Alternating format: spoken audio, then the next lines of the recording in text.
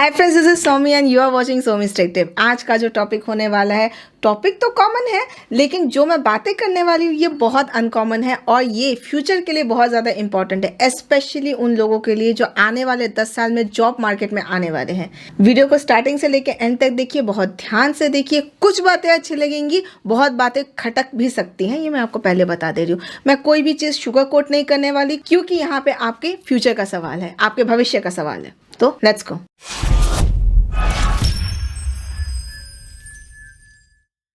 मैं मानती हूँ कि ये मेरे वीडियोस में सबसे इम्पॉर्टेंट टॉपिक होने वाला है, क्योंकि ये जो समस्या है मैंने खुद भी झेली है। देखिए, बेरोज़गारी एक ऐसी चीज़ है जो इंडिया बहुत सालों से सफ़र कर रहा है। आप बहुत सारी वीडियोस देख चुके हो बेरोज़गारी के ऊपर कि कितनी बेरोज़गारी चल रही है और और हम क्या करते हैं, हम बस दोषारोपण करते हैं, ब्लेम दे देते हैं गवर्नमेंट को।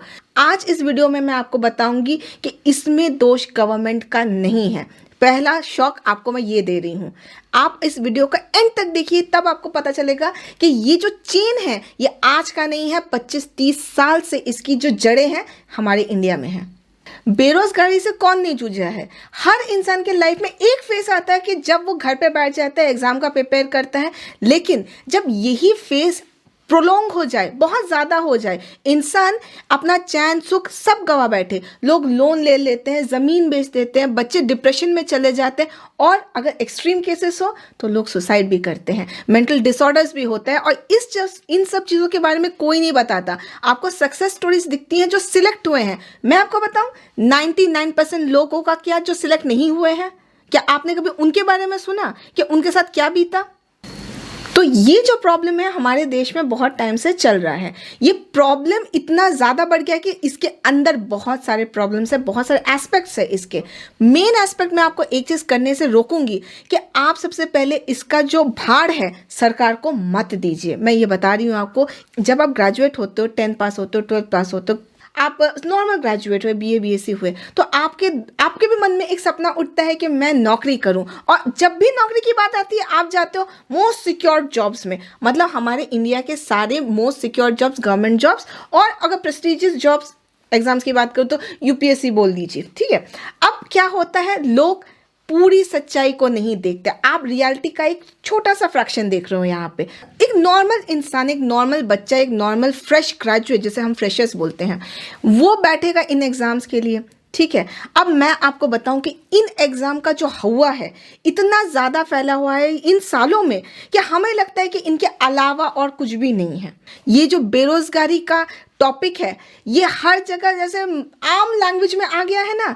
ये बेरोज़गारी आज की नहीं है, ये हम सीधा दोष दे देते हैं बीजेपी सरकार के ऊपर। बीजेपी सरकार कितने सालों से आई है बताइए मेरे को? 7 सालों से। ये वीडियो में मैं आपको बताऊंगी कि ये जो पूरा प्रोसेस है कितना कॉम्प्लेक्स है। बीजेपी एक्चुअली परिणाम झेल रही है जो बेवकूफ़ी कांग्रेस और यूपीए सरकार ने की थी जब 1991 में ग्लोबलाइजेशन आया था। आपके पास लोकल इंडियन मार्केट के ही अप्लायंस थे, बाद में धीरे धीरे चल के आपके हाथ में जो सैमसंग का फ़ोन आया है वो कैसे आया? ग्लोबलाइजेशन हुआ, लोग इन्वेस्ट किए। जो कार आप देखते हो, हुंडई का कार देखते हो, कहाँ से आया? ये सब ग्लोबलाइजेशन की मेहरबानी की वजह से हुआ। वेरी गुड, हमारी ज़िंदगी आसान हो गई, आसान हो गई, लेकिन एक तरीके से, पूरे तरीके से नहीं। जब आप देख रहे हो कि फॉरेन कंपनीज हमारे इंडिया में इन्वेस्ट करते हैं, यहाँ पे कंपनीज बनती है, इंडस्ट्रीज बनती है, तो इसका मतलब है कि ये लोग नौकरी देते हैं, ये होता है। लेकिन हम इन चीज़ों के ऊपर फोकस क्यों नहीं करते? इसलिए नहीं करते क्योंकि यही फॉरेन कंपनीज जब हमें हायर करती है तो ये कुछ रिक्वायरमेंट्स मांगती है। ये होती है प्रोफेशनल रिक्वायरमेंट्स, ये स्किल्स उनको चाहिए ताकि वो आपका काम, आपसे काम निकलवा सके। ये कौन से स्किल्स है यहाँ पे देखिए।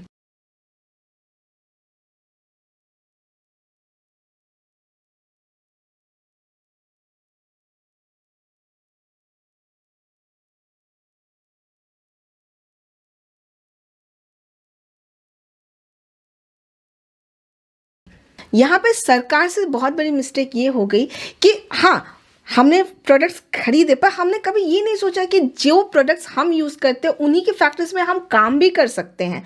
कहीं ना कहीं यूथ को ये यही लग रहा था कि नहीं, इन लोग तो, हमें तो यूज़ नहीं करना है, हमें स्किल्स की क्या नहीं रहा, हम तो सरकारी जॉब्स के लिए बैठ जाएंगे। सरकारी जॉब्स कितने हैं आपको पता है? अब जब आपने देखा कि ये मल्टीनेशनल कंपनीज, बड़ी बड़ी कंपनीज, अगर आपको मल्टीनेशनल कंपनीज के बारे में नहीं पता जिनके काफ़ी मेजर सेक्टर्स इंडिया में हैं, तो यहाँ पे एक बार लिस्ट देख लीजिए। और ये सारी कंपनीज मोस्टली आपने सुना होगा, सबने कहीं ना कहीं इनके फैक्ट्रीज छोटे शहरों में तक है।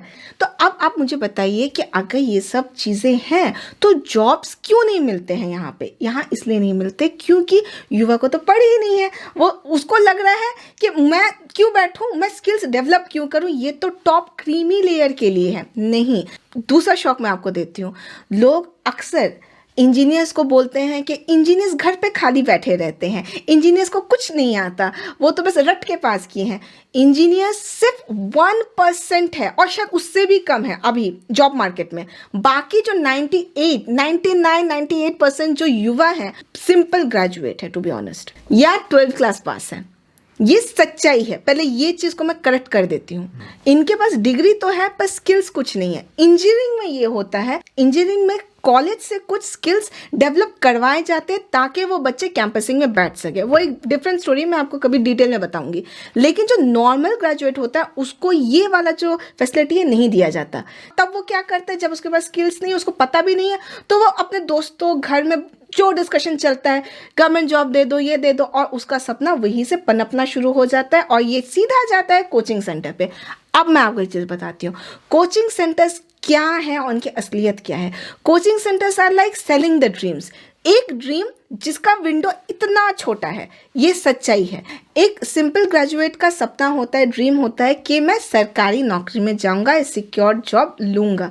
और ये जो सिंपल ग्रेजुएट है ये बहुत ज़्यादा तादाद में है, 5 करोड़ में है, और पोस्ट 10,000 भी नहीं है। अभी रेशियो सोचिए, अपने चांसेस देखिए, रियलिटी चेक में रहिए सबसे पहले, उसमें एक्चुअली आपका कोई चांस ही नहीं है। मैं कोई शुगर कोट नहीं करने वाली, चांस नहीं है। अब सोचिए, ठीक है, अब आप क्या करोगे? आप सरकार पे दोष दे दोगे।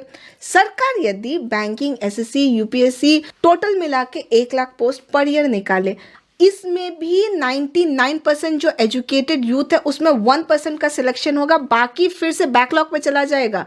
Per year new fresh graduates होते हैं और इसीलिए आप जैसे जैसे आगे बढ़ते, जैसे जैसे साल जाते हैं, कंपटीशन बढ़ता जाता है। अब आप क्या करते हो? आप दोष देते हो गवर्नमेंट को ये बोलकर कि पोस्ट नहीं निकल रहे, पोस्ट नहीं निकल रहे। पोस्ट एक कम निकल रहा है, कंपटीशन बहुत ज़्यादा बढ़ रहा है, ये सच्चाई है। और आप प्रैक्टिकल रहिए। यहाँ आपको मैं आपको ड्रीम देखने से रोकती नहीं हूँ, आप ज़रूर ड्रीम देखिए, पर प्रैक्टिकल भी रहिए। आपके जीवन का 5 साल 7 साल कैसे निकल जाता है या आपको भी पता नहीं चलता। बाद में हाँ शायद आप बोल देंगे मैंने तो कोशिश की थी। हम सबका यही नारा है ना कि मैंने तो कोशिश की थी। कोशिश कीजिए, पर ये मत सोचिए कि हर एक सपने के पीछे जो आप अपने आप को इन्वेस्ट कर रहे हो वो वर्थ इट है कि नहीं। अगर 2015 के ग्राफ से मैं कंपेयर करूंगी तो शॉकिंग लगेगा, लेकिन आपको भी कहीं ना कहीं पता है, मुझे लगता है आपको कहीं ना कहीं से पता है कि 2015 से लेकर 2021 तक जॉब के जो पोस्ट आए हैं 1/4 हो गए हैं, 1/4 हो गए हैं। ये क्लिप देखिए। तो ये हमारा रिक्रूटमेंट ग्राफ है जहां पर रिक्रूटमेंट्स हैं और ये हमारे साल हैं। तो ग्राफ देखिए 2015 में यहां था, उसके बाद ग्राफ कॉन्स्टेंटली घट रहा है, नीचे जा रहा है। आप देख रहे हो 2021 ही है और यहां पर 2022 आएगा, और अगर ऐसा ही चलता रहा। ये जो मैंने आपको ग्राफ दिखाया ये पूरी तरीके से सच है, ये सच्चाई है। आपको हैरानी हुई होगी, अब आपको दुख होगा। ये कोई दुख की वाली बात नहीं है। दुख ये है कि हम समझ नहीं पा रहे कि हम अपना पोटेंशियल कहाँ यूज करें। आपके पास पोटेंशियल है, हर युवा के पास पोटेंशियल है। अभी वक्त आ गया है कि आप वक्त रहते समझ जाइए कि आपको अपना जो पोटेंशियल है, क्योंकि आप अपने प्राइम एज पे हो और आपके पास पोटेंशियल है अपने भविष्य का निर्माण करने का। अगर आपको पता चल गया कि आपको इस वक्त क्या करना है, आप सपने देखो, लेकिन जो चीज़ रियलिटी है उस पे अपनी जड़ें गड़ाए रखिए, पर आप वास्तव में रहिए। हर किसी का सपना रहता है कि वो एक अच्छे से पोस्ट पे रहे, क्लास 1 ऑफिशियल पोस्ट पे रहे। अच्छा, सुनने में बहुत अच्छा लगता है, पर सिलेक्शन कितना होता है? मैं आपको बता रही हूँ जो कोचिंग सेंटर अपना दुकान चला रही है, अब तो यूट्यूब में भी है, एप्स भी निकल गए, और आपको तो मतलब दे आर सेलिंग ड्रीम्स, सपने बेचे जा रहे हैं, और ये सपने बेचे जा रहे हैं आपके मेहनत के पैसों से। घर में कोई ना कोई ऐसा होगा जो कोचिंग कर रहा होगा, बोल रहा होगा मैं तो इसका पढ़ाई कर रहा हूँ, उसका पढ़ाई कर रहा हूँ। आज से यही इंसान 3-4 साल बाद जब उसका सिलेक्शन कहीं नहीं होगा तब ये डिप्रेशन में चला जाएगा। इसीलिए आज जो ये वीडियो देख रहे हैं जो पेरेंट्स, ये उनके लिए है कि आप ये उम्मीद से किसी भी बच्चे को, अपने बच्चे को कोचिंग में मत भेजिए कि उसका सिलेक्शन हो ही जाएगा, वो आईआईटी में घुस जाएगा, एनआईटी में घुस जाएगा, उसका यूपीएससी लग जाएगा। अरे ये तो सपना है, तो बात का बात है। कटु सच बताती हूँ, बिल्कुल कठोर बिटर ट्रूथ, लगता 0.1% का है। 99% लोग वहाँ से पैसा वेस्ट करके, टाइम वेस्ट करके घर वापस आते हैं, डिप्रेस होते हैं, और फिर आपको ही उनका मुंह देखना पड़ेगा। और ये बात कोई कोचिंग सेंटर आपको नहीं बताएगा, वो सिर्फ आपको सक्सेस स्टोरीज दिखाएंगे, वो थोड़ी बताएंगे कि कितने बच्चे डिप्रेशन में गए। ये कोचिंग सेंटर्स कोई नहीं बोलते। क्यों बोलेंगे? वो अपनी बदनामी खुद क्यों करेंगे? लेकिन मैं आपको बता रही हूँ, 18 साल से मैं अगर गिनना स्टार्ट करूँ तो 18 साल से जो 30 साल का वर्ग है हमारा, जो हमारा यूथ है, ये काम करने के लिए मर रहा है। अगर मैं आपको बोलूँ, वो जिस चीज़ के बारे में एम कर रहा है, वो विंडो बहुत छोटा है, इतना सुकड़ा है कि उसके अंदर आप घुस नहीं पाओगे। और जितनी जल्दी आपको ये पता चलेगा, उतना जल्दी आप अपने इस भविष्य को सही कर पाओगे। हमारी डिग्रीज मोस्टली जितने एग्जाम्स हैं हमें एलिजिबल करते हैं, मतलब हम सीट में जाके बैठ सकते हैं। हम क्वालिफाई होंगे इसका कोई ठिकाना नहीं है। क्वालिफिकेशन में और एलिजिबिलिटी में, दोनों में ज़मीन आसमान का फ़र्क होता है। कोई कोचिंग सेंटर आपको बोल नहीं सकता कि आप इस एग्ज़ाम के लिए क्वालिफाई करोगे ही करोगे। कोई भगवान नहीं बैठा हुआ है। सबसे पहले ये चीज़ आप मान लो कि आपको अपने भविष्य का क्रिएटर खुद बनना है, और आप क्रिएटर तभी बनोगे जब आपको पता चलेगा कि आपके पास और भी ऑप्शंस हैं। क्या मैं आपको बताऊं? अब मैं आपको एक बहुत सुंदर होप देती हूँ, एक बहुत अच्छा होप देती हूँ। ये ग्राफ देखिए, पैंडेमिक के वक्त भी कितना ज़्यादा % है। इसका मतलब है कि ऐसा नहीं है कि इंडिया में जॉब्स नहीं है। इंडिया में FDI काफ़ी ज़्यादा है, और आने वाले 10 सालों में ये बढ़ेगा। तो आप जो ये सोचते हो ना कि सरकारी जॉब के पीछे मैं अपने 5-6 साल बर्बाद कर दूँ, पैसे बर्बाद कर दूँ, इससे अच्छा है, कहीं ज़्यादा अच्छा है कि आप दूसरी जगह अपनी नज़र घुमाइए, यहाँ देखिए और स्किल डेवलप कीजिए, मौके का फ़ायदा उठाइए जहाँ पे जॉब है। अब आपको लगेगा कि शायद ये मेरे लिए तो नहीं है क्योंकि मैं तो सिंपल ग्रेजुएट हूँ। नहीं, अब 10+ हो, 12+ हो, ग्रेजुएट हो, पोस्ट ग्रेजुएट हो, आपको बस स्किल की रिक्वायरमेंट है। आपको कोर्स करना पड़ेगा, आपको ये स्किल डेवलप करना पड़ेगा। ये मत सोचिए कि मेरा एज हो गया, ये वो, ये मत सोचिए। आप ये सोचिए कि मुझे ये क्वालिटी अपने अंदर लानी है, और उसके बाद मैं इस जॉब के लिए क्वालिफाई होऊंगा। आपको थोड़ा बुरा लगेगा, पर मैं आपको एक ही चीज़ बताने वाली हूँ, ये सरकारी जॉब का ड्रीम छोड़ दीजिए। क्योंकि जब देखिए, सपने देखना बहुत आसान है, पर जब सपने टूटते हैं उसका दुख बहुत लोग बर्दाश्त नहीं कर पाएंगे। मेन रीजंस बताती हूँ क्यों सरकार पोस्ट निकाल नहीं रही है। फर्स्ट रीज़न है ऑटोमेशन। पहले के टाइम में ऐसा होता था कि बहुत सारा काम होता था, 5 लोग वर्क करते थे, मैनुअली काम चलता था।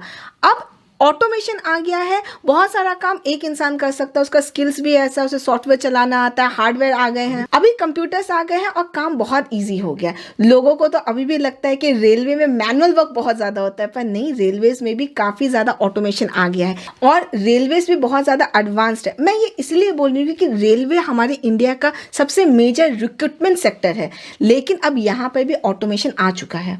वो जॉब नहीं खा रहा है, वो बस वर्कलोड कम कर रहा है, वर्क को फास्ट कर रहा है और इजी कर दे रहा है। पर इसका ये मतलब नहीं है कि आपका जॉब ऑटोमेशन खा रहा है, इसका ये मतलब नहीं है।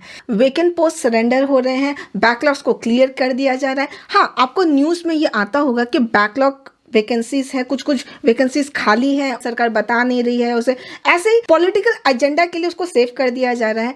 पर मैं आपको एक चीज़ बताऊं, ये संख्या बहुत कम है। ये संख्या इतना कम है कि आप भी सोचोगे ये कोई मतलब नहीं है, इस पर ध्यान देने का भी कोई वो नहीं है। क्या ध्यान देना चाहिए? आपको ध्यान वहाँ देना चाहिए जहाँ आपके चांसेस बहुत ज़्यादा है नौकरी के लिए। आपको जॉब करना है, आपको ड्रीम जॉब में जाने के लिए आपको एक जॉब चाहिए ताकि आपके हाथ में पैसे रहें, और जब आपके हाथ में पैसे रहेंगे तभी आप सपने देख पाएंगे। ये वीडियो मैं स्पेसिफिकली उन लोगों के लिए बना रही हूँ जो अभी स्कूल्स में हैं, ग्रेजुएशन कर रहे हैं, क्योंकि यही लोग आने वाले 5-10 सालों में यही लोग जॉब मार्केट में आएंगे और आपसे स्किल्स की ही रिक्वायरमेंट के बारे में पूछा जाएगा। और आपको स्किल डेवलप करना बहुत ज़्यादा इंपॉर्टेंट है। किसी भी एग्जाम में अपीयर करने से पहले आप अपने स्किल्स को डेवलप करके रखिए, कम से कम आपके हाथ में एक नौकरी हो। और युवा को अभी नौकरी की ज़रूरत है। तो सरकार को दोष देने से अच्छा, पेरेंट्स को दोष देने से अच्छा, अपनी किस्मत को दोष देने से अच्छा अवेयर रहिए। आपका जॉब आपसे कोई नहीं छीन सकता। आप अगर स्किलफुल हैं, आपको पता है आपको क्या करना है, आप सही डायरेक्शन में हैं, तो आपको जॉब ज़रूर मिलेगा। ये वीडियो किसी को डिस्करेज करने के लिए नहीं था, ये वीडियो था रियलिटी चेक, आपको बताने के लिए कि आप अभी तक जो कर रहे हो, जिस ट्रेंड में जा रहे हो, ये इसको थोड़ा अपने विजन को थोड़ा सा चेंज कीजिए, अपने विश्वास को अडिग बनाइए, लेकिन अपने पोटेंशियल को, अपनी शक्ति को जानिए कि कहाँ यूज़ होना चाहिए। बड़े बड़े शहरों में तो ये लोग जानते हैं। आप अगर दिल्ली, बेंगलोर, हैदराबाद, नोएडा, ऐसे बड़े बड़े शहरों में ये चीज़ें आम बात है। लेकिन जो छोटे शहरों में रहते हैं, उनके आंखों में यही सपना रहता है कि उनको सरकारी जॉब मिले। अगर मैं ये सपना तोड़ रही हूँ तो कहीं ना कहीं मैं एक और सपना आपको बता रही हूँ, आपको सॉलिड प्रूफ से बता रही हूँ कि आने वाले टाइम्स में आपका जो सपना है जॉब्स का, वो आपको ज़रूर मिलेगा। लेकिन आपको उसके लिए कैसे हार्डवर्क करना है और कितने प्रैक्टिकल होकर आपको हार्डवर्क करना है, ये इस वीडियो का मेन उद्देश्य है।